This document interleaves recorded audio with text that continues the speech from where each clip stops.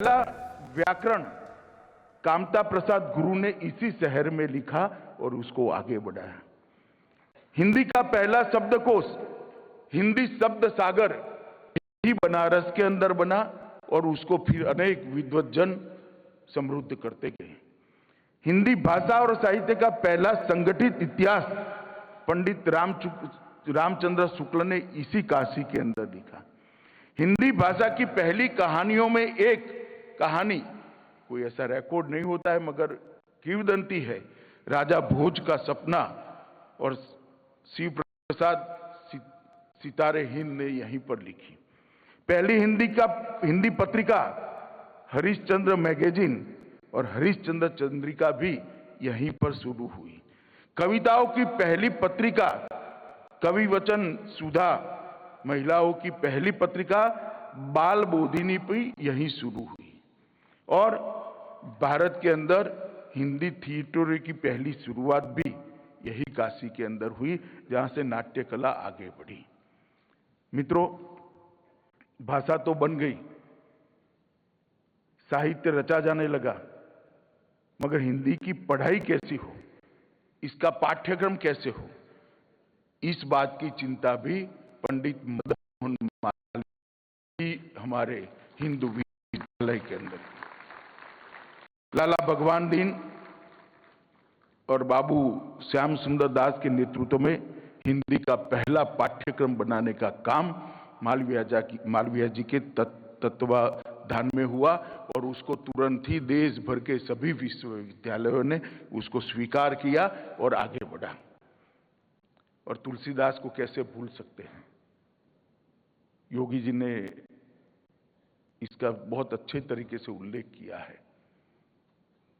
मैं इतना ही कहना चाहता हूं मित्रों, तुलसीदास ने अवधि में रामचरितमानस न लिखा होता तो शायद रामायण आज लुप्त हो गया होता। मानव जीवन को उन्नत बनाने की यह कथा कोई भी नकारात्मक पहलू रखे बगैर आदर्श पति कैसा हो सकता है तो रामायण में ढूंढ सकते हैं, आदर्श पिता कैसा हो सकता है रामायण में ढूंढ सकते हैं, आदर्श भाई कैसा हो सकता है रामायण में ढूंढ सकते हैं, आदर्श पत्नी कैसी होती है रामायण में ढूंढ सकते हैं, आदर्श शासन कैसा हो सकता है तो आज भी कहते हैं रामराज होना चाहिए, और आदर्श स्वरूप कैसा होना चाहिए वो भी रावण के स्वरूप में हम रामायण में ही ढूंढ सकते हैं। कि जो मरण सैया पर पड़ा है और प्रभु श्री राम भरत को भेजते हैं कि रावण विद्वत जन है, इसने सुशासन के बहुत सारे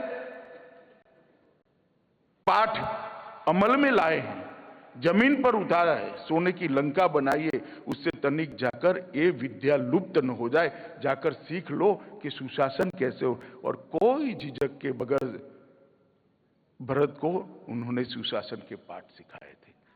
मित्रों, ये रामायण ग्रंथ को तुलसीदास जी ने यहीं आगे बढ़ाने का काम किया और वहीं से ये अवधि और जितनी भी हिंदी की बोलियां हैं उसको लोकप्रिय बनाने की भी शुरुआत हुई। अनेक हिंदी के विद्वान जयशंकर प्रसाद, मुंशी प्रेमचंद, आचार्य रामचंद्र शुक्ल, बाबू श्याम सुंदर दास, सभी ने यहीं पर हिंदी को आगे बढ़ाने का काम किया।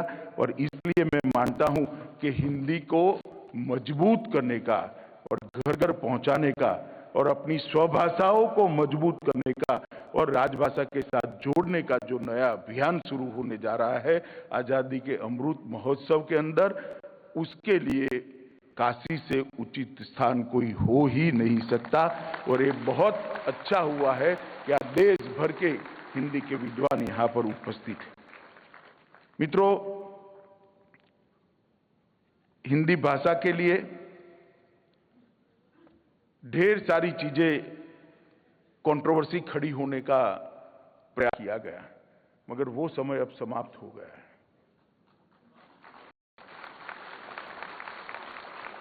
मैं बचपन से देखता था कि अंग्रेजी नहीं बोलने आती, अंग्रेजी नहीं बोल सकते तो एक लघुता ग्रंथि की निर्मित बच्चे के मन के अंदर हो जाती थी। मैं आपको दावे से कहता हूं कि कुछ समय के बाद ऐसा समय आएगा कि मेरी भाषा मैं नहीं बोल सकता, इसलिए लघुता ग्रंथि का अनुभव। क्योंकि देश के प्रधानमंत्री जी ने अपनी कृति से गौरव के साथ अपनी भाषाओं को दुनिया भर के अंदर और देश भर के अंदर प्रस्थापित करने का काम किया है। शायद ही कोई प्रधानमंत्री होगा जिनको वैश्विक मंच पर इतना सम्मान मिला होगा जितना श्री नरेंद्र मोदी जी को मिला है। शायद ही कोई प्रधानमंत्री, मगर हर जगह पे नरेंद्र भाई ने दुनिया में भारत की बात अपनी राजभाषा में रखकर राजभाषा के गौरव को, जो देश अपनी भाषा खो देता है वो कालक्रम में अपनी सभ्यता को भी खो देता है, अपनी संस्कृति को भी खो देता है और अपने मौलिक चिंतन को भी खो देता है। और जो देश अपने मौलिक चिंतन को खो देते हैं वो दुनिया को आगे बढ़ाने के लिए कंट्रीब्यूट नहीं कर सकते, योगदान नहीं कर सकते। इसलिए हमारे लिए बहुत महत्वपूर्ण है कि हम भाषाओं को हम संभाल पाए। मैं कई सारे लोगों को मिलता हूं, मैं देशों के नाम बोलना नहीं चाहता, मैं जब उनको पूछता हूं कि आपकी पहले भाषा कौन सी थी और वो भाषा का हाल क्या है आज आपके देश में, तो शर्म के मारे सर झुका देते हैं। मैं चाहता हूं कि 100 साल के बाद कोई भारतीय का सर शर्म के मारे न झुके, हमारी भाषा चिरंजीव बने, हमारी भाषाएं आगे बढ़े। और भाषा बहुत महत्वपूर्ण स्थान रखती है समाज जीवन को आगे बढ़ाने का, संस्कृति के धारा प्रवाह को आगे बढ़ाने का, और संस्कृति के धारा प्रवाह से निपजे हुए ज्ञान को दुनिया भर में फैलाने का ये भाषा बहुत महत्वपूर्ण शब्द। और इसीलिए हमारे यहां भाषा में अक्षर शब्द का प्रयोग कर रहा है। अक्षर शब्द देखने में सीधा साधा है, पर इसको जरा एक बार तोड़कर देखिए। अक्षर, जिसका क्षरण कभी नहीं होता है, उसको अक्षर कहते हैं। और इसलिए हम इसको अक्षर ब्रह्म भी कहते हैं। हमारे यहां भाषाओं का इतना सम्मान हमारी संस्कृति के अंदर किया गया है। महर्षि पाणिनि, महर्षि पातंजलि और महर्षि भर्तृहरि ने भाषाओं के लिए अनेक प्रकार की विधाओं को हमारे देश के अंदर जन्म दिया। आज वो विधाएं लुप्त नहीं हुए, आज भी कुछ लोग संभाल कर उसको आगे बढ़ रहे हैं। और मुझे भरोसा है कि एक बार देश की जनता ये आजादी के अमृत काल में मन बना ले और हमारे देश का व्यवहार, हमारे देश की बोलचाल, हमारे देश का पत्र व्यवहार, हमारे देश का शासन स्वभाषा में चलना शुरू हो जाए, अपने आप महर्षि पतंजलि और पाणिनि हमें जो देकर गया है वो तुरंत पुनर्जीवित हो जाएगा मित्रों। और मैं आज इस सम्मेलन के माध्यम से देश भर के अभिभावकों को भी अपील करने आया हूं, उनको अनुरोध करने आया हूं कि आप आपके बच्चों के साथ अपनी भाषा में बात करें। बच्चे चाहे किसी भी माध्यम में पढ़ते हो, घर के अंदर अपनी भाषा में इनसे बात करिए, उनका आत्मविश्वास जगाइए, अपनी भाषा बोलने के लिए जो झिझक है उसके मन से एक बार निकाल दीजिए। इससे भाषा का तो भला होगा, मगर उससे ज्यादा भला आपके बच्चे का होगा, आपकी संतानों का होगा। क्योंकि मौलिक चिंतन स्वभाषा से ही आ सकता है। दूसरी भाषा रटी रटाए ज्ञान को तो दे सकती है, ज्ञान को अर्जित करना है और ज्ञान को आगे बढ़ाने का जो यात्रा है वो मौलिक चिंतन से ही हो सकता है, और मौलिक चिंतन स्वभाषा से ही प्राप्त हो सकता है। अगर आपने आपके बच्चे के मौलिक चिंतन को एक बार समाप्त कर दिया तो आपका बच्चा देने वाला नहीं बनेगा, लेने वाला बनेगा। और हर माँ बाप ने ये लक्ष्य रखना चाहिए कि मेरा बेटा, मेरी बेटी, मेरी संतान दुनिया को देने वाले बने, दुनिया से लेने वाले बने। और इसलिए ये भाषा, हमारी स्वभाषा को मजबूत करना बहुत जरूरी है मित्रों।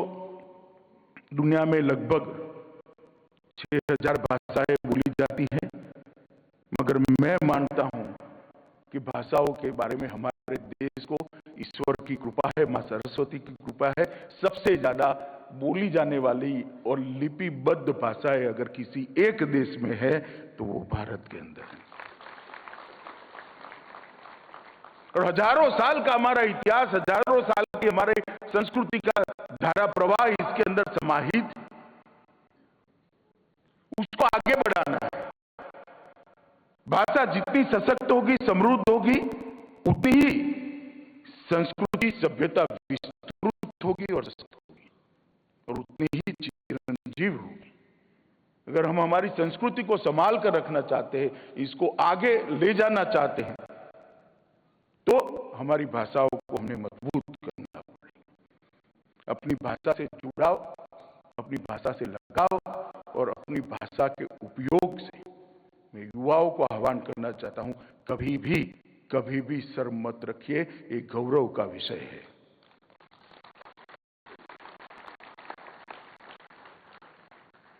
और मैं फिर से एक बार कहना चाहता हूं, मैं हिंदी में भाषण कर रहा हूं, हो सकता है कोई शब्द मेरे गुजराती में आ जाए,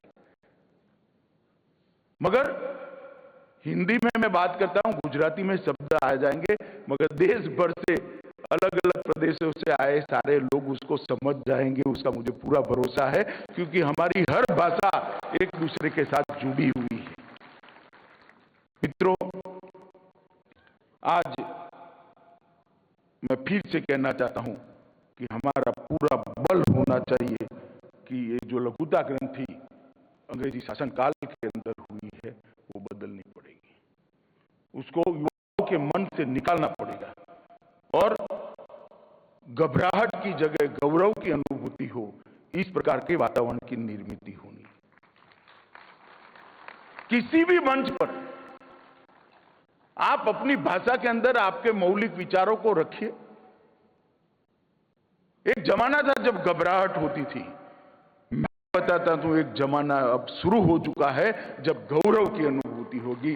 घबराहट से गौरव को बदलना, ये बहुत बड़ी उपलब्धि है नरेंद्र मोदी जी के शासनकाल की। स्वभाषा ही अभिव्यक्ति को सुनिश्चित करती है, स्वभाषा ही चिंतन को गति देती है, और स्वभाषा ही नए परिमाणों को और नए परिमाणों की दिशा में सोचने के लिए हमें उद्वेलित करती है। स्वभाषा व्यक्ति के विकास के लिए बहुत महत्वपूर्ण है। मित्रों, आत्मसम्मान अगर हमें खड़ा करना है तो हमें राजभाषा और स्वभाषा दोनों को मजबूत करना पड़ेगा। मित्रों, प्रधानमंत्री जी के नेतृत्व में जो नई शिक्षा नीति बनी है, इसका एक प्रमुख स्तंभ है कि भारतीय भाषाओं का संरक्षण और संवर्धन, और राजभाषा का भी संरक्षण और संवर्धन। शिक्षा का मूल आधार सोचना है, शिक्षा का मूल आधार स्मरण है।